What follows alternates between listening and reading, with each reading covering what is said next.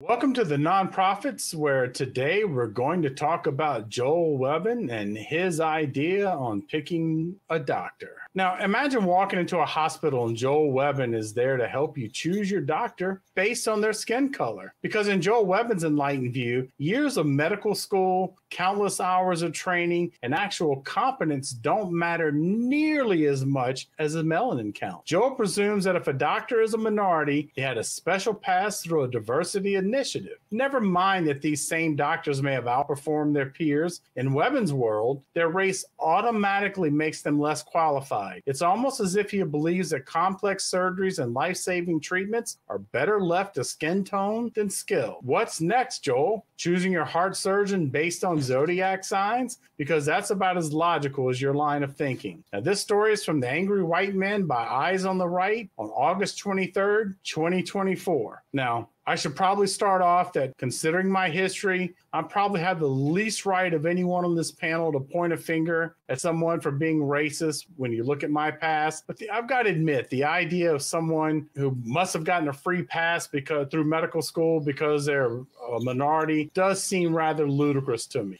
But Aaron, now I know the diversity programs have come under attack, and some white people are in an uproar over their misconception of that someone is getting an advantage and they're missing out on it. But speaking out of missing out on things, what are they missing in this situation? Well, if we assume, let's assume for a second that they're not being racist, okay? At least on purpose. Let's assume that they really have genuine concerns that minority students are being given slots that they don't deserve, quote unquote, right? Affirmative, that's essentially affirmative action, right? You look at admissions to colleges, and it seems like white students are favored more than other students. The minorities are not getting into school at the rates you would expect to see. And that affirmative action is supposed to fix that. In this article, he keeps saying that these doctors get free passes. There's no. I think what they're missing is there's no free pass. Just because you were a beneficiary of affirmative action doesn't mean that you didn't have to study. You didn't have to work hard. You still didn't have to have a good GPA. You still didn't have to have good test scores. It doesn't mean they just said, well, here's this student that got straight Fs because of affirmative action. We're going to let them into medical school. I think that's what they're missing, is that even though the admissions process may not be as objective as we want it to be, it is still the people that are getting admitted are still qualified to be where they are and are still qualified to get into the school, in my opinion. Yeah, I think you're right there. I think that it's really an oversimplification of things. Yeah, and I think that they're overlooking a lot when they say that, because it's not like you get to get out of jail free card and every time you fail a test, you're like, oh, I got my free pass, so go ahead and give me an A and let me get through this. Exactly. Class. That's not that is not what's happening. That's not what affirmative action is. No, not at all. Now, AJ, earlier we talked about someone who wanted to redefine faith out of Christianity. Now, is this a case of someone wanting to redefine racism out of their discriminatory behavior? What do you think? Yeah, I think that's definitely the case. His wife was giving him some options, while looking for a cardiologist, because he said he had some heart issues. And his comment to her was, well, one was a young white dude and one was a young black dude. And I say that I prefer the young white dude, because if there's a chance that one of them was not qualified and was given a free pass, it would be the black guy. That is exactly what he said. But don't worry, because he's not racist, because he said that he would choose an Asian doctor over a black one. So yeah, that gives him a free pass, I would say. Well, at least he didn't say, well, some of my best friends are black. That's usually what we hear after something like that. But Damien, switching over to you, and one thing that I want to say off the top is I understand it's important to have a doctor that you're comfortable with. I know that for me, race doesn't play into what I find is important, but I have criteria too. So how often do you think race is the thing that plays into decisions when people are choosing a doctor or someone like this? Well, I'm glad you asked that, because in my part of Australia, I live in a very, very multicultural city where you can, if you name a nationality, if you look far enough, you'll probably find a doctor of that nationality. And in my part of my city, there are a lot of Indian and Asian and African doctors, because in my part of the world, there are lots of African and Asian and, you know, Indian people. So I don't think it's a crime to want to be treated by a practitioner that you feel culturally comfortable with. I would agree. Yeah, I think the bigger, I think maybe it does become somewhat offensive, is if you disparage the abilities of these doctors simply because of their culture. You know, if an Indian doctor who doesn't speak English that well, you know, if you're disparaging, like that guy could like really know his stuff, but just because he doesn't speak English fluently, you know, it can lead to a perception that he doesn't know what he's doing. But yeah, I think that's where. And so I do want to say that Webben's reasoning is not completely without merit, because we do know that people of certain races are given advantages not afforded to people of other races. However, does that mean that a black doctor hasn't passed all their tests and hasn't, you know, gone through all the training? Because it would essentially be medical negligence if a certifying board gave a black person a pass that they wouldn't give to a white person, and then that underqualified black person went out and made a mistake of some sort. So I think, you know, in terms of entry to the courses, maybe there is some sort of affirmative action, but my hope is that the certifying boards, you know, all treat everyone equally. And so I think that's probably where Webben kind of does fall over a bit, is that, you know, okay, people get into these high level classes maybe with some affirmative action, but do they qualify with affirmative action as well? I'm not sure that they do. And I think it would be a case of medical negligence if they did. I think that there could be like schools that look for students with diversity, like, you know, to fill up those quotas that they may have. But I don't think that is necessarily the case when they're graduating from medical school. Like indeed, you said, when they're getting certified, and then you need to have a specific standard that you meet. And, you know, in my case, I'm Hispanic and I speak Spanish. So if I pick the doctor because they speak Spanish, then, you know, that's fine. But if I went and say, well, I'm not going to pick a doctor because he's black and maybe he got a free pass, I would say that would definitely be considered racist. Okay, so let's say that AJ, let's say that you go to a doctor, to a clinic, and there is a white doctor who's essentially, let's say it's Billy Bob who's a redneck, and you have Jesus who's Spanish. Who would you be more comfortable with? Well, at this point, I actually speak English better than Spanish, so I will probably choose somebody that I can communicate better with. Yeah, so I can see like what you were saying earlier about choosing somebody that you could fit with, right? But yes. Especially if you're going to divulge personal medical details, and that may involve talking about your genitalia or some very personal part of your body. You know, if you don't feel comfortable talking about that thing, and one of the factors is race and culture. Right.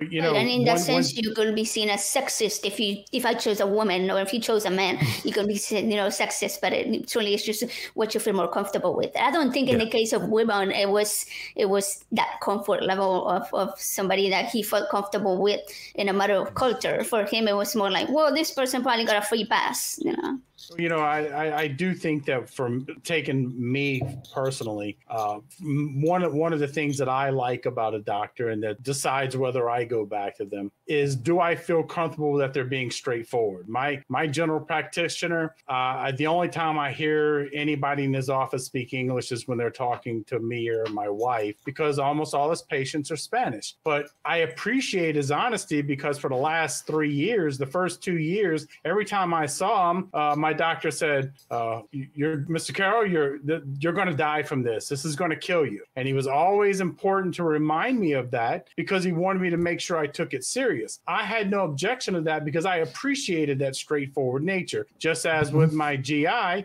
he told me, he and I talked about, because I'm big on right to death with dignity. He said, "Yeah, if I ever died, I'm going to go to California where I can get whatever drugs I need, and I can pitch a tent wherever I want to, and I can take a shit in the street, and I can go ahead and die in comfort." So I appreciate them. He's from India, by the way. And I appreciate them because we have a straightforward relationship. And I get that if that's about race or a woman or a man, I think people should have the right to make that choice. But it still doesn't change the fact that if you're doing it solely based on the color of their skin or certain aspects, you're probably being racist about it. But I would like to go ahead and switch to AJ. Yes. Do you think that one of the things is that, well, actually, you know what? Let me ask you this first. The interviewer seemed to imply that perhaps slavery was not a sin, or at least that's how I took it. How did you come away from that topic? Is it to the point where his justification of these actions also does the Bible condemn slavery, or is he right there? Well, Eric Kahn was actually the person interviewing during the interview here, and he came to Joel's rescue by offering his insight. He said, "Have we even defined the sin clearly? I think you guys have shown that we haven't. But if we haven't defined the sin as a biblical sin, why is it to the level of, is it really like a death penalty sin, in Carter's view, to do or say anything that's racist?" And we have to ask how we got to that place. That was his question. He's basically saying that racism should not be considered a sin because it's not considered a sin in the Bible. So with Eric's reasoning, we basically should be able to bring back slavery too, because it isn't a biblical sin. And apparently anything that isn't a biblical sin should be allowed even in our modern culture. So we can give Joel a free pass, as the children's song says, because the Bible tells me so. Yeah, I found that very disturbing, more disturbing than Joel choosing a doctor out of a photograph because he was lighter than the guy in the other photograph. It is the fact that this, since it's not really a sin, everything should be okay. I know I've seen the meme, and once again, I hate to break life down to a meme where it says, let's play a game. Let's open our Bible and pick a sin, and we'll all go out and do what the Bible says to not do. To do, and don't sin, but do what the Bible says to do, and let's see who gets arrested first. So yeah, that seems like pretty bad advice or pretty bad suggestion. So Aaron, I wanted to switch over to you for a moment. What do you think? What do you see as methods to try to counter? Because there is a reality that there is systemic discrimination in our society and has been for a long time. What do you think some of those methods we could use to counter that? As far as getting to schools, I'm not quite sure how you do that. It's a really tough problem because a lot of the college admissions now, they used to back when I was applying to college, you had to take a standardized test, the SAT or the ACT, just, that's to get into undergraduate. And then I believe to get into medical school and other schools, there are other tests to become a lawyer, become a doctor that you have to take. And those are about as the most objective test measures we have of people getting into school. But unfortunately, tests aren't 100% reliable. Some people test really well, some people don't. Some people are really smart and are awful at tests and vice versa, And so there's more to college admissions than just test scores or even GPAs. Maybe you were on track to get a 4.0 GPA and your junior year in high school, you got mono, right? And you couldn't do work for a whole semester and got a bunch of C's. But then the rest of your high school, you were straight A's, right? So there's more to life than just these objective measures. I don't know what the right solution is, because if you just go to subjective measures, then you've got problems where people look at names, they've got maybe some racist bents that they don't know about, some unknown biases, and they see names from certain races and like, oh, let's not admit them. Let's stick to the white names, so to speak, and that's up to college admissions people to figure out and solve. I think that one of my favorite stories about overcoming this kind of prejudice that gets built in comes from the world of symphonies. For a long time, symphonies were predominantly white and male. And at some point, I don't know how long ago, I think it's been in this past 50, 100 years, people realized, hey, we need to solve this problem because there are a lot of good musicians that aren't white and that aren't male. What do I do about it? Well, what they did was they made people audition blindly. So if you were to audition for a symphony, you auditioned behind a curtain. So nobody could see what sex you were, what race you were, what gender you were. All they could judge you on was the quality of your music. And that solved the inclusivity problem in symphonies. And it's really clever solutions like that I think need to be put in place for college admissions. I don't know what they are. That's not my field, but something akin to what symphonies do, I think would be amazing. But it's what Infidel just said. You know, he looked at a photo of a black guy and a white guy, and he said, I'm going to go with the white guy just because he's white. He didn't look at what school he graduated from. He didn't look at the specific, specialty in cardiology that he was looking for. Like, say, if you go with a congenital heart disorder or with an acquired heart disease, then you're going to go to a different type of cardiologist. Like, he just chose based on skin color. Actually, I think the most disturbing, this hasn't been brought up. I'm surprised this hasn't been brought up. But I think the most disturbing part of this whole story is that why hasn't he prayed about it? Why is he going to a cardiologist for treatment rather than just fasting and praying to God to heal him? No, why is he not doing that? I think at this point it's time to say the ACA does not support thoughts and prayers over going to your local doctor. Now, on a more serious note, do you think, Damien, do you think that affirmative action programs like this, do you think that Joel has a point, and do you think that they do cause or allow people who are less competent to become doctors, or do you think that he's just perhaps trying to cover his own view, his own viewpoint? I'm a little bit both ways on it. Like, I don't have a problem with ethnic minorities being given having opportunities open up to them, particularly if they are like talented or smart or whatever. Like, if a person who is intelligent and switched on is denied an opportunity simply because of their race, I think that's a great injustice as well. I'm also, however, I also think these kind of things should be meritocracies where, we are literally dealing with people's lives here. And so, I suppose my hope is that the race of the person doesn't matter. It's their training and their dedication to professionalism that does. And so, it's like I hope that a black person doesn't get into a course simply because they're black. That would be a bad outcome. I want a black person to get into to be a cardiologist because that's where their passion is and that they've earned the right to be a professional cardiologist. I talked to you guys previously about my history and my past. I worked for in the late 80s, early 90s, I worked for a very openly racist ex-Klan member in Louisiana for about 3 years. And what strikes me odd, though, is that I'm seeing more and more things that we knew better to say than then. We knew not to say these things. And now we seem to have people saying things like this with no sense of self-awareness.